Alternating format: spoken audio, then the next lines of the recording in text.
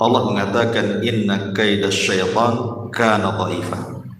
Tipu daya setan itu sebenarnya lemah kalau kita bisa menghadapinya. Maka di dalam Islam ini ada beberapa ucapan ataupun bacaan ataupun doa dan zikir yang kalau kita membacanya, maka doa, bacaan dan zikir ini bisa melawan mereka.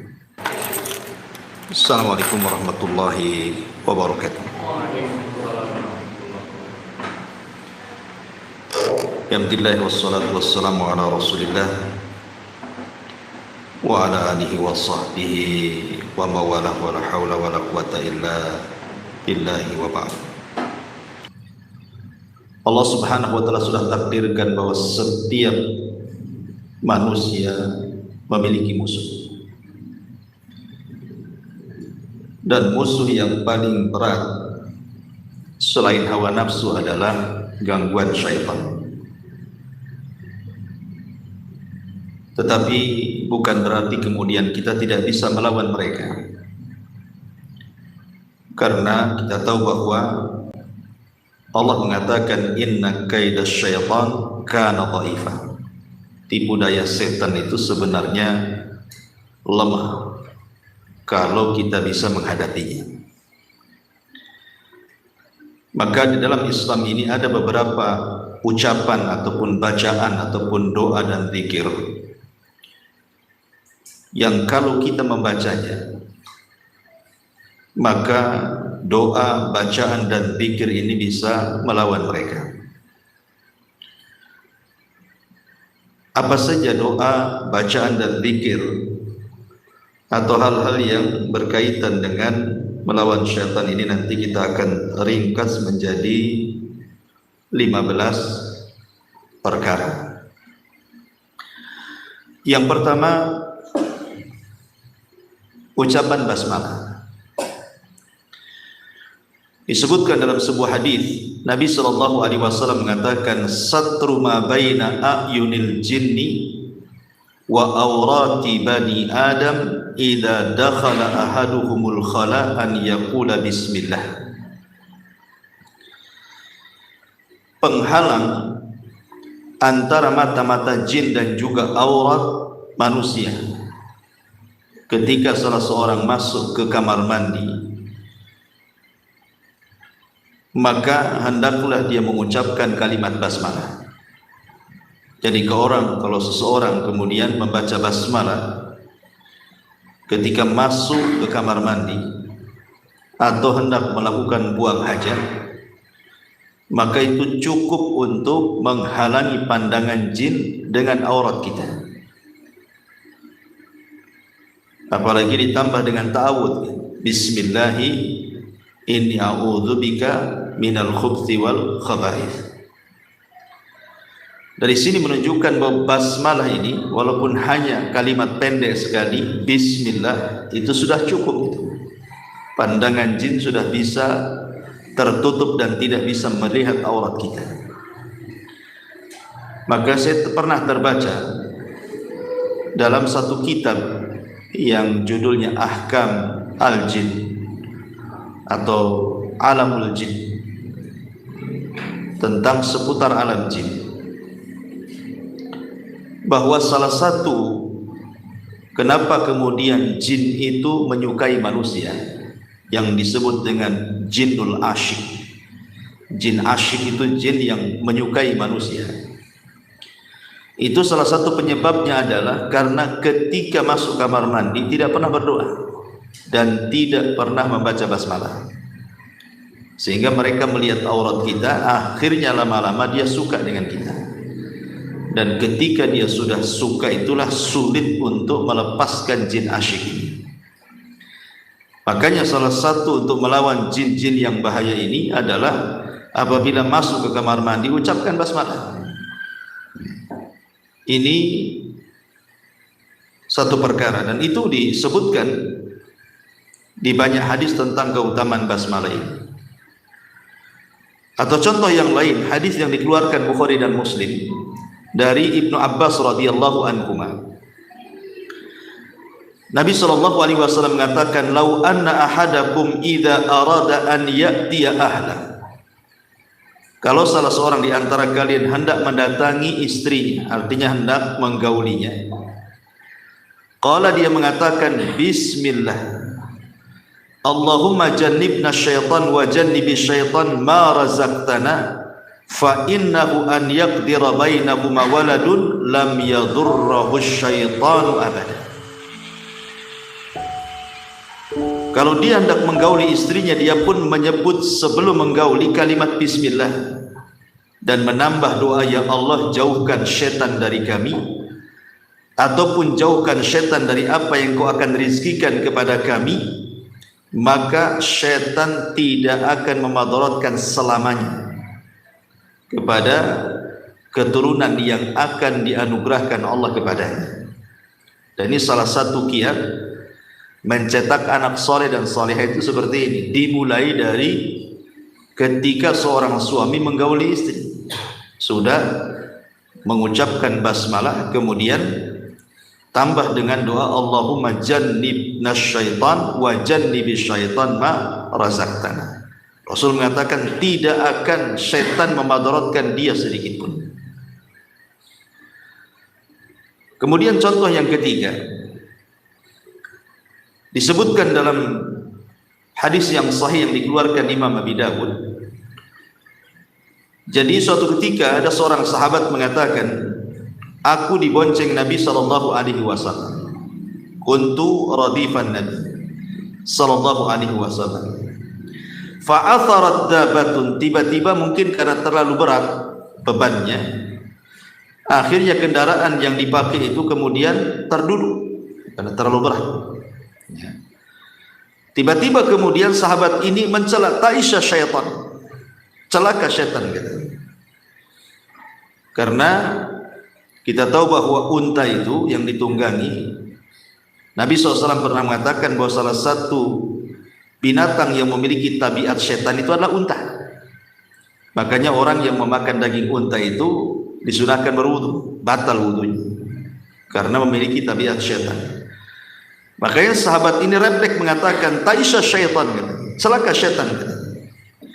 Maka Nabi mengatakan, "La taqul taisha syaitan." Jangan kau katakan celaka syaitan. Kenapa? Fa innaka idza qulta dzalik ta'azama hatta yakuna mithlal bait. Karena engkau kalau mengucapkan celaka syaitan, maka syaitan akan besar kepala, kemudian seolah-olah sebesar rumah. Kemudian kata Rasul mengatakan, "Wa yaqulu bi quwwati," dan setan akan mengatakan, "Lihat, karena kekuatanku dia takut kepada aku," katanya. Walakin, akan tetapi, kul, katakan bismillah. Fa innaka idza qulta dzalik, kalau engkau mengucapkan basmalah, tasaghara hatta yakuna mithla dhubab, maka setan akan mengecil seolah-olah seperti seekor lalat.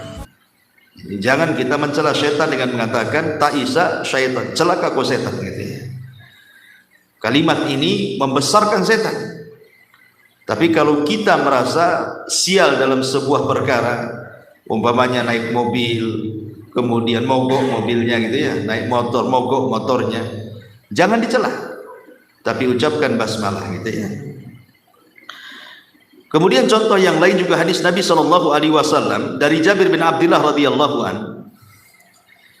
Nabi sallallahu alaihi wasallam pernah bersabda, kata Jabir, "Idza dakhala ar-rajulu baitahu," kalau seseorang masuk ke rumahnya, fa dzakarallaha inda dukhulihi, dia pun membaca basmalah ketika masuk ke rumahnya, wa inda ta'amihi, dan ketika makan di rumahnya, qala syaitanu, maka syaitan akan mengatakan, "La mabita lahu," tidak ada tempat tidur di rumah ini, wala asya, dan juga tidak ada makanan di rumah ini.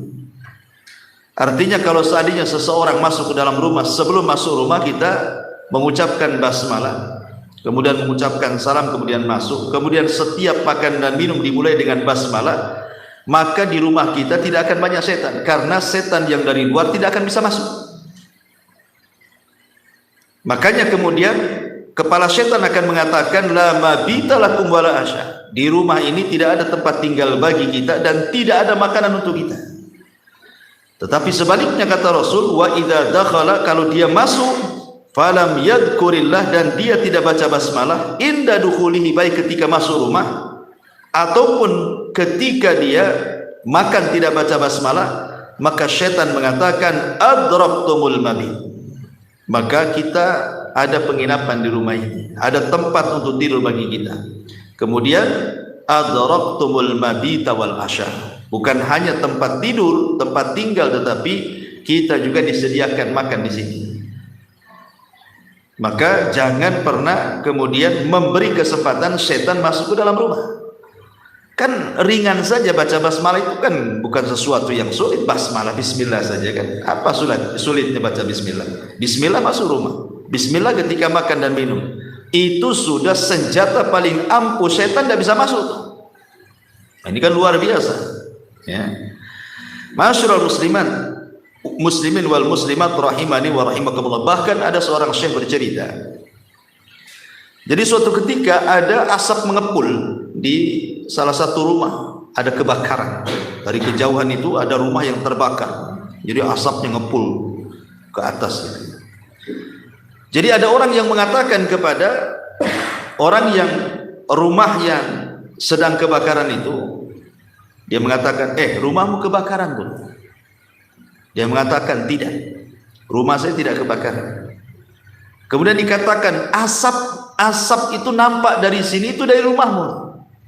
Dia mengatakan, tidak, aku tidak yakin bahwa rumahku yang kebakaran. Kemudian dikatakan, kenapa kau yakin bahwa rumahmu tidak kebakaran? Karena ketika aku tadi pergi, aku membaca bismillahilladzi la yadurru ma'asmihi syai'un fil ardi wala fis sama wa huwa samiul alim. Karena sebelum pergi tadi aku membaca bismillahi, dengan menyebut nama Allah, alladzi la yadurru ma'asmihi syai'un, yang tidak akan madaratkan bersama namanya sedikit pun, fil ardi wala fis sama, baik yang ada di bumi ataupun yang ada di langit, wa huwa samiul alim, dan dia zat yang Maha mendengar lagi Maha mengetahui. Dia yakin karena sudah baca ini, enggak mungkinlah rumah saya kebakaran. Akhirnya didekati rumah, rupanya betul yang kebakaran itu rumah tetangganya. Padahal rupanya samping rumahnya, apinya tidak sampai ke rumahnya, padahal kopel rumahnya itu. Dan ini menunjukkan apa?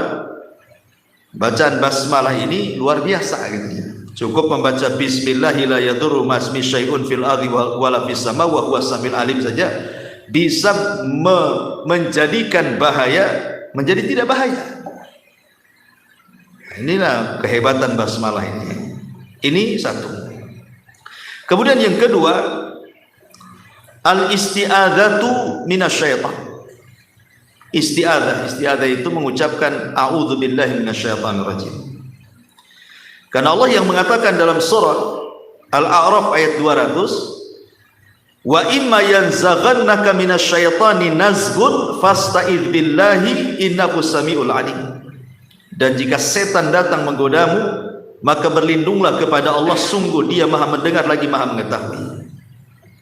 Bahkan ketika baca Quran saja kita disuruh berlindung itu ya. Fa idza qara'tal Qur'ana fasta'idz billah minasyaitan, kata Allah. Apabila engkau membaca Quran, minta perlindungan kepada dari syaitan.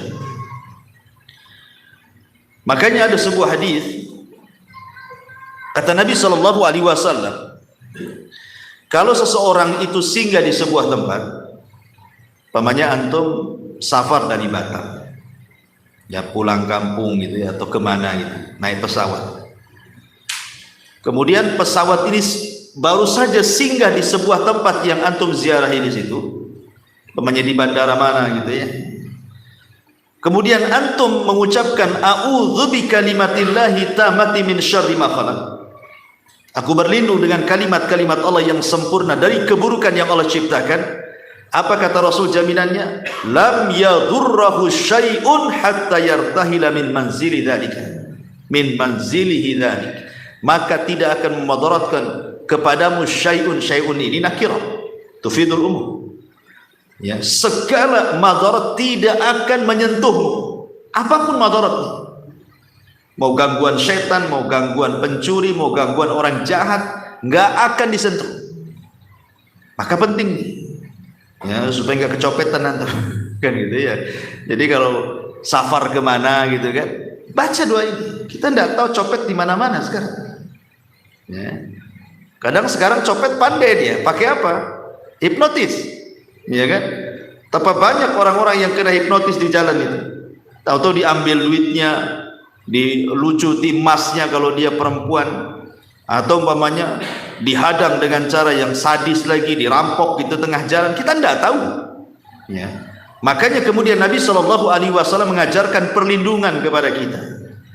Cukup membaca a'udzu bikalimatillahi tammati min syarri ma khalaq. Itu kan pendek kalimat itu. Tapi semua bahaya bisa dihindarkan. Kan luar biasa. Asal antum yakin, jangan coba-coba ya. Harus yakin karena ini adalah saran dari Nabi SAW. Bahkan suatu hari Nabi SAW diceritakan, inna syayatina tahadzarat tilka lailata ala Rasulillah SAW. Jadi setan datang secara bergemuruh kepada Rasulullah pada malam itu, minal audiyati wasyi'ab wa fihim syaitan biyadihi syu'latun. Jadi Nabi SAW suatu ketika didatangi setan rame-rame gitu ya. Lah ketika Rasul SAW sampai di lembah-lembah dan bukit itu, rupanya ada satu setan di tangannya membawa api untuk membakar wajah Nabi. Jadi rombongan setan datang menyerang Nabi, yang satu itu bawa api gitu ya. Dijelaskan di sini, yuridu an yuhriqa biha wajha Rasulillah. Hampir-hampir mau membakar wajah Nabi. Memang sengaja membawa api untuk membakar wajah Nabi SAW. Fahabita ilaihi Jibril. Tetapi sebelum api itu menyentuh wajah Rasul, Jibril turun. Faqala, dan mengatakan, ya Muhammad, kul, katakan. Qala ma'akul, kata Rasul, apa yang harus kukatakan? Qala kul a'udzu bikalimatillahi tammati min syarri ma khalaq. Katakan wahai Muhammad, a'udzu bikalimatillahi tammati min syarri ma khalaq. Maka ketika Nabi SAW mengucapkan kalimat ini, fatafi'at naruhum wa hazamahumullahu tabaraka wa ta'ala. Tiba-tiba lalu api mereka yang dibawa setan itu padam, dan Allah tabaraka wa ta'ala menghancurkan mereka. Lihat bagaimana dahsyatnya kalimat a'udzu bikalimatillahi tammati min syarri ma khalaq. Jadi ta'awudz itu penting setiap hari. Tidak mesti umpamanya safar jauh. Antum safar bersama keluarga, entah jalan-jalan ke Barelang gitu kan, mau jalan-jalan liburan, rihlah gitu ya. Ya, atau kemana, makanya antum bekerja sebagai sales atau apa yang memang suka di jalan-jalan gitu. Ini penting bacaan ini. Ini yang kedua ya. Ini juga salah satu bacaan yang paling ampuh untuk melawan syaitan dan segala jenis keburukan. Yang ketiga, membaca ayat kursi. Membaca ayat kursi. Karena ayat kursi ini, ikhwan yang dimuliakan Allah Subhanahu wa taala, faedahnya banyak. Kalau antum baca ayat kursi ini di rumah antum, maka ayat kursi ini akan menjadi security, akan menjadi satpam bagi rumah kita. Dari apa? Dari setan-setan yang akan masuk menggoda orang yang ada di rumah itu. Kalau seandainya antum membaca ayat kursi ini di malam hari, maka dia tidak akan mengganggu tidur kita sampai kita bangun. Ya. Kalau seandainya antum membaca di pagi hari sebanyak 3 kali, maka Allah akan menjaga antum sampai sore hari. Dan kalau antum dibaca sore hari, maka Allah akan menjaga antum sampai pagi hari. Ini kan luar biasa. Makanya disebutkan dalam sebuah hadis yang masyhur yang pernah saya ceritakan sama antum, kisah Abu Hurairah radhiyallahu anhu ketika menangkap pencuri kan. Rupanya pencuri itu setan. Nah, salah satu pesan setan ini kepada Abu Hurairah radhiyallahu anhu, idza awaita ila firashika faqra ayatal kursi min awwaliha hatta tukhtam al-ayat. Allahu la ilaha illa huwal hayyul qayyum. Kemudian qala li, dia mengatakan kepada fulan, yazala alaika minallahi hafizun wa la yaqrabuka syaitanun hatta tusbiha. Wahai Abu Hurairah, kata setan nih, kalau engkau hendak menuju pembaringanmu, baca ayat kursi dari awal sampai akhir. Allahu la ilaha illa huwal hayyul qayyum sampai akhir, Al-Baqarah 255. Maka setan itu ngomong sama aku, katanya, lan yazala alaika minallahi hafid. Kalau engkau membaca ayat kursi itu, maka Allah akan senantiasa memberikan penjagaan padamu dan tidak ada satu setan pun yang akan mendekati kamu.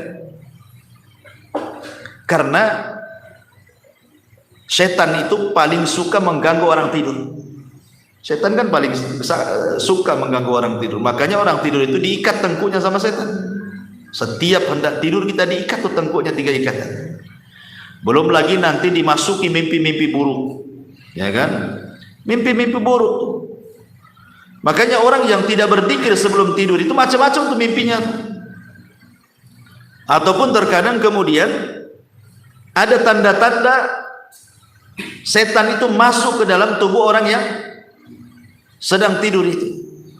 Tapi kalau orang menjaga dirinya sebelum tidur membaca ayat kursi, maka selama tidur itu ada jaminan dari Allah bahwa dia dilindungi. Jadi Allah yang lindungi itu. Kalau Allah sudah yang melindungi, tidak ada satu makhluk pun bisa mendekati dia. Hatta para penyihir yang menyihir kita gitu ya, yang menghantarkan jin-jin yang jahat untuk menyihir kita saat kita tidur, kalau sudah dilindungi Allah, maka tidak ada yang bisa memadaratkan dia. Allah yang melindungi. Maka ayat kursi juga adalah yang paling mantap untuk senjata melawan syaitan. Termasuk juga yang keempat, membaca akhir surah Al-Baqarah juga sama. Amanah Rasul sampai akhir itu. Karena dalam sebuah hadis dari Abi Mas'ud Al-Badri radhiyallahu anhu, dari Nabi sallallahu alaihi wasallam, man qara'a bil ayataini min akhir suratil Baqarah fi lailatin kafatahu. Subhanallah. Ya. Barang siapa yang membaca 2 ayat dari akhir surah Al-Baqarah, 2 ayat saja dari akhir surah Al-Baqarah dimulai dari amanah Rasul itu, kata Nabi sallallahu alaihi wasallam, fi lailatin, di sebuah malam, kafatahu. Apa sih kafatahu itu? Artinya mencukupkan bagi dia, akan dijauhkan al-makruh, segala yang tidak disukai baginya.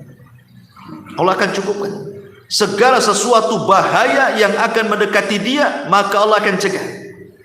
Nah, ini juga luar biasa. Hanya 2 ayat saja akhir surah Al-Baqarah sudah bisa melawan gangguan syaitan.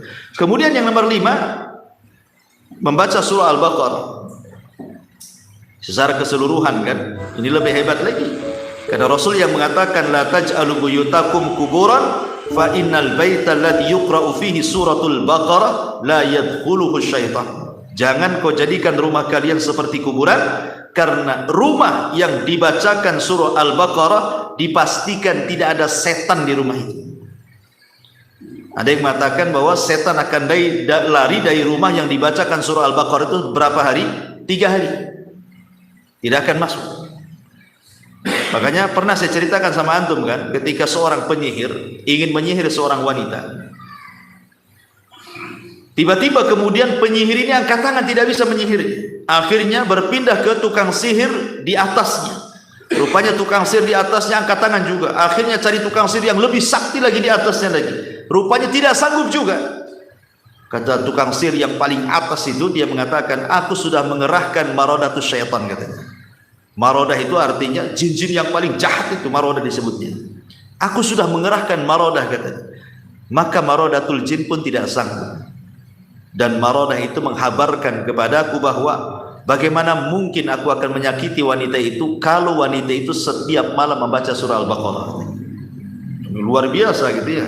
Ini surah Al-Baqarah ini bisa melawan syaitan luar biasa. Makanya dalam sebuah hadis dari Abi Umamah Al-Bahili radhiyallahu anhu, iqra'ul Qur'ana fa innahu ya'ti yaumal qiyamati syafi'an li ashabi iqra'u zahrawaini al-baqarah wal imran fa innahuma ta'tiyan yaumal qiyamah ka'annahuma ghamamatani aw ka'annahuma ghayayatani aw ka'annahuma firqani min tayri sawaf tuhajani an ashabihima iqra'u surat al-baqarah fa inna akhdaha barakah wa tarkaha hasratah wa la tastati'uhal batalah. Kata Nabi SAW, bacalah Al-Quran karena ia akan menjadi syafaat bagi para pembacanya. Bacalah dua bunga, maksudnya Al-Baqarah dan Al-Imran. Pada hari kiamat nanti keduanya akan datang seolah-olah dua gumpalan awan, atau seperti dua bayang-bayang, atau seperti dua gerombolan burung-burung yang berbaris yang akan membela para sahabatnya. Kemudian Rasul mengatakan, bacalah surah Al-Baqarah karena jika mengambilnya, membaca dan menghafalnya itu sebuah keberkahan, dan jika meninggalkannya itu sebuah kerugian. Dan jika dia membaca surah Al-Baqarah itu, maka tidak mungkin satu kejahatan, keburukan pun, baik dari tukang sihir, setan dan yang semacamnya, mampu melawannya. Gak ada yang bisa melawannya. Ya, setan-setan yang kuat saja tidak bisa orang melawan orang yang membaca surah Al-Baqarah. Ini kan luar biasa. Ini yang nomor 5. Yang nomor 6, biasakan membaca doa keluar rumah. Dalam sebuah hadis Nabi mengatakan, idza kharaja min baitihi bismillah tawakkaltu 'ala Allah wala haula wala quwata illa billah yuqalu lahu kufita wa wukita wa hudita wa tanaha anhu asyaitan.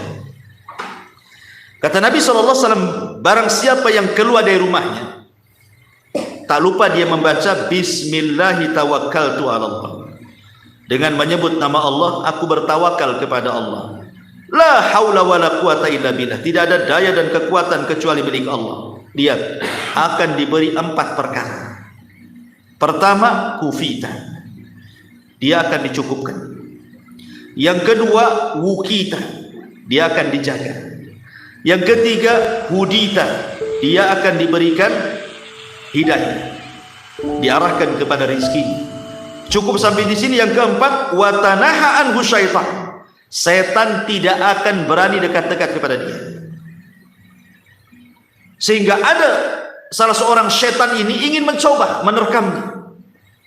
Kata Nabi SAW, ketika ada orang keluar rumah, kemudian dia membaca bismillahi tawakkaltu 'ala Allah la haula wala quwata illa billah, kemudian Rasul mengatakan orang ini akan dicukupkan, akan dijaga, akan diberikan hidayah, dan setan tidak akan mendekat. Jadi ada satu setan ini yang berusaha menerkam orang ini untuk menyakitinya. Maka setan yang lain mengatakan, ya, percuma, kaifa laka bi rajulin qad hudiya wa kufiya wa wukiya. Macam mana kau akan menerkam orang itu? Orang itu loh sudah dijaga, sudah dicukupi, diberi hidayah, dan sudah ada jaminan kita tidak bisa mendekati dia. Bayangkan kawan, ini kalimat ini kan nggak panjang kan? Keluar rumah bismillahi tawakkaltu 'ala Allah la haula wala quwata illa billah. Subhanallah. Kita mendapatkan 4 keutamaan, dijaga kita ini sampai kita pulang. Ikhwan, antum meninggalkan rumah itu, kita tidak tahu apa yang terjadi di rumah itu. Entah ada perampok yang masuk rumah kita, entah tahu-tahu konsleting listrik akhirnya kebakaran, ya kan? Entah terjadi apa-apa dengan anak kita, entah disakiti itu apa, kita tidak tahu loh ya. Lah, ketika kita keluar rumah supaya rumah dan isinya terjaga oleh Allah Azza wa Jalla, tinggal baca doa ini saja. Bismillahi tawakkaltu 'ala Allah la haula wala quwata illa billah. Selesai. Belum lagi kalau antum kemudian keluar rumah, masuk ke pasar umpamanya kan. Pasar ini tempat ma'rakatus setan, ikhwan. Tempat perangnya setan, di mana bendera setan itu ditancapkan di pasar kan. Tapi bagi orang yang keluar rumah sudah membaca bismillahi tawakkaltu 'ala Allah la haula wala quwata illa billah, sehebat apapun perang di dalam pasar oleh setan itu nggak akan peduli. Kenapa? Karena kita sudah ada jaminan kita dicukupkan dari semua urusan dunia dan akhirat. Kita sudah dijaga dari setiap kejahatan musuh setan, sihir, hasad dan yang lainnya. Bahkan kita sudah diberikan hidayah, diberikan rizki berupa hidayah, dan setan tidak mungkin dekat-dekat kita. Walaupun kita masuk ke tempat setan, pasar kan tempat setan kan? Walaupun kita masuk ke tempat setan sekalipun, setan gak akan dekat. Bayangkan coba, luar biasa ini kalimat Bismillah tawakkaltu ala Allah la haula wala quwata illa billah. Kemudian yang nomor 7, membaca 3 kul huwallahu ahad, kul a'udzu birabbil falaq, kul a'udzu birabbin nas. Kata Nabi SAW, kalau antum baca 3 kul ini 3 kali saat pagi dan 3 kali saat petang, pagi 3 kali, petang 3 kali, apa yang terjadi? Takfika fi kulli syai'in, itu sudah mencukupkan kamu untuk terbebas dari segala sesuatu yang mengganggumu.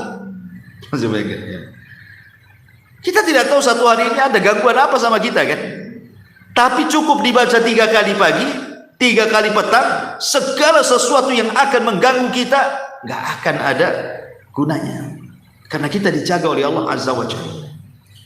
Makanya salah satu asbab nuzul daripada muawwidhataini kul a'udzu birabbin nas dan kul a'udzu birabbil falaq itu apa? Tersihirnya Nabi.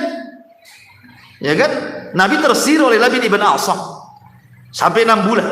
Kemudian turun malaikat Jibril dan Mikail. Kemudian meruqyah Rasul dengan apa? Dengan menurunkan surah muawwidhataini, lepas sihir Nabi.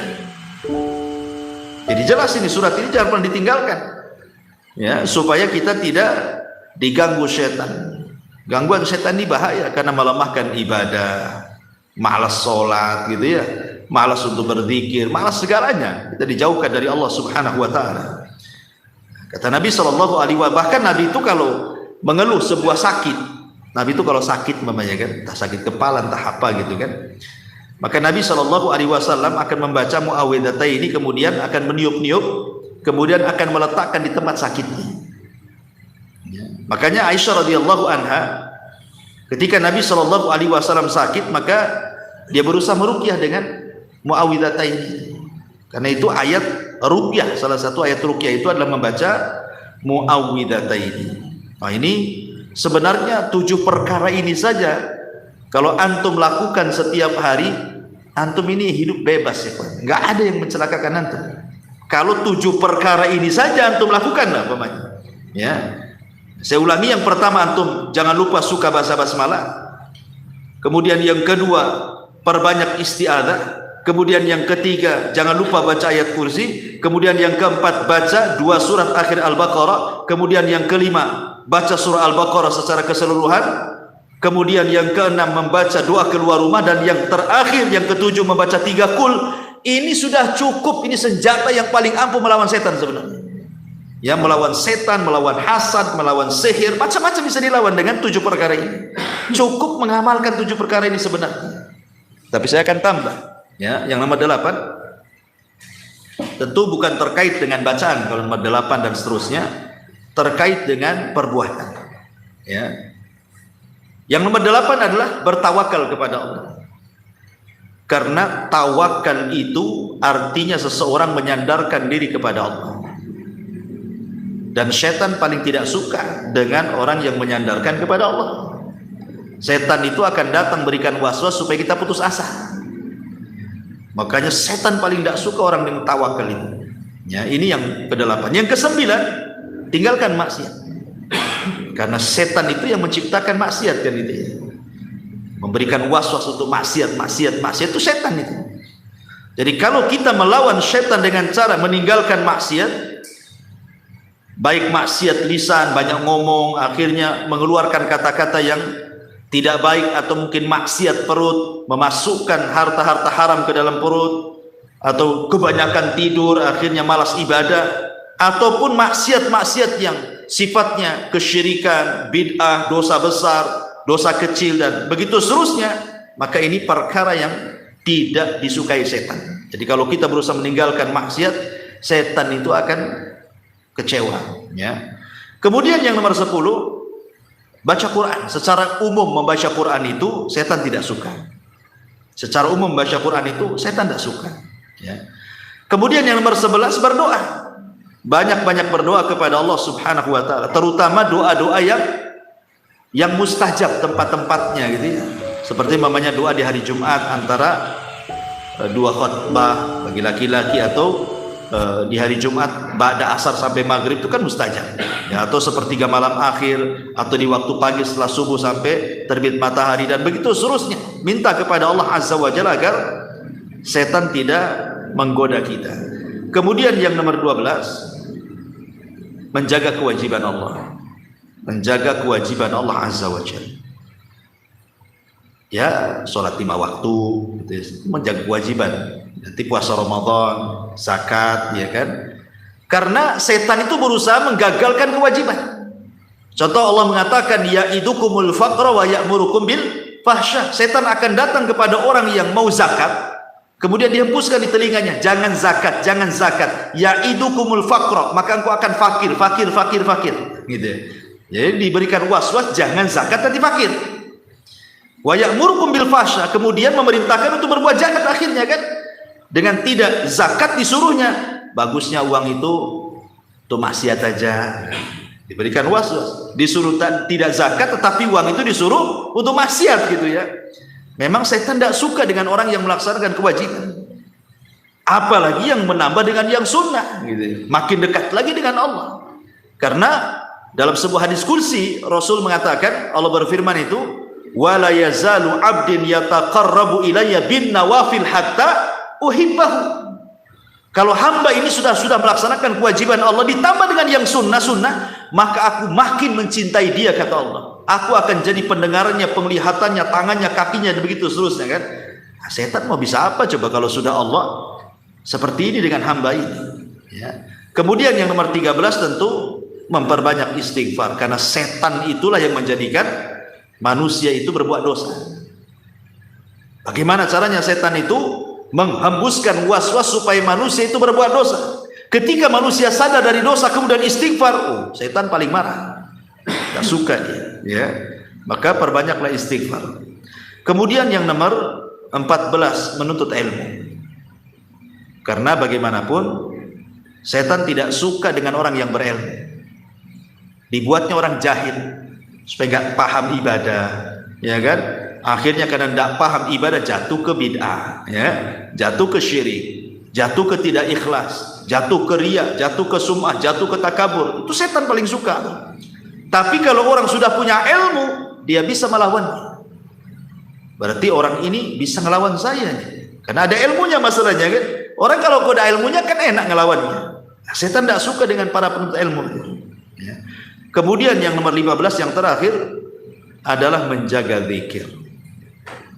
Lah, menjaga zikir ini termasuk juga zikir-zikir yang memang terkandung doa padanya. Umpamanya dalam keseharian kita apabila masuk kamar mandi, ya kan, jaga jangan sampai tidak membaca zikir ya.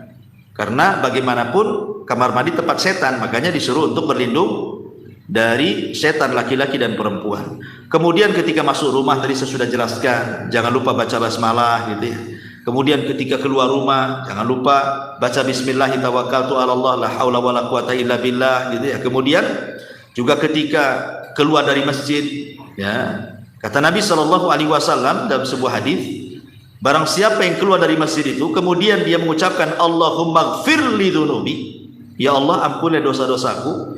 Dalam tambahan ada riwayat yang lain yang dihasankan oleh Syekh Nasiruddin Al-Albani rahimahullah ta'ala, ada tambahan Allahumma simni min syaitan, Allahumma simni min syaitanir rajim, ya Allah mudah-mudahan engkau menjaga diriku dari gangguan syaitan.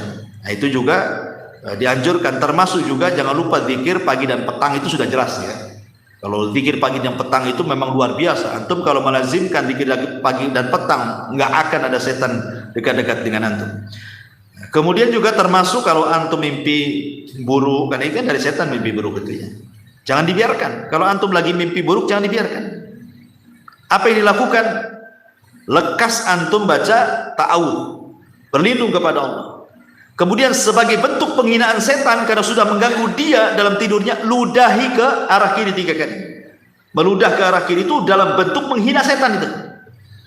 Ya. Kemudian supaya antum tidak diganggu lagi, setelah antum baca ta'awudz, kemudian antum hinakan setan dengan meludah ke arah kiri 3 kali. Sebagai bentuk tafaul, antum ganti posisi supaya diganti dari mimpi buruk menjadi mimpi baik. Itu maksudnya, diganti posisi ya. Dan jangan ceritakan kepada siapapun. Nggak boleh, mimpi buruk nggak boleh diceritakan kepada siapapun, karena takut ditakwil dengan keburukan. Mimpi baik saja tidak boleh sembarang cerita. Boleh cerita kepada orang yang suka dengan antum. Kalau diceritakan kepada orang yang tidak suka, takut takwilnya nggak bagus. Itu mimpi baik itu kan. Nggak sembarang orang cerita, apalagi mimpi buruk gitu kan. Maka 4 perkara dalam mimpi buruk ini antum lakukan. Pertama, ta'awud. Yang kedua, meludah ke arah kiri sebagai bentuk penghinaan setan. Yang ketiga, langsung bertukar posisi supaya dipindah dari mimpi buruk ke mimpi baik. Kemudian jangan ceritakan kepada siapapun. Caranya ya, ini pun harus dilakukan, dan ini dalam bentuk menghindarkan diri kita dari syaitan. Termasuk juga tadi kalau hendak menggauli istri, maka jangan lupa juga membaca basmalah ya. Bismillahi Allahumma jannibna syaitan wa jannibi syaitan ma razaqtana ya. Dan banyak lagi, tetapi sebenarnya 15 perkara ini kalau sehari-hari kita lakukan sebenarnya bebas kita ini. Ini senjata paling ampuh melawan setan.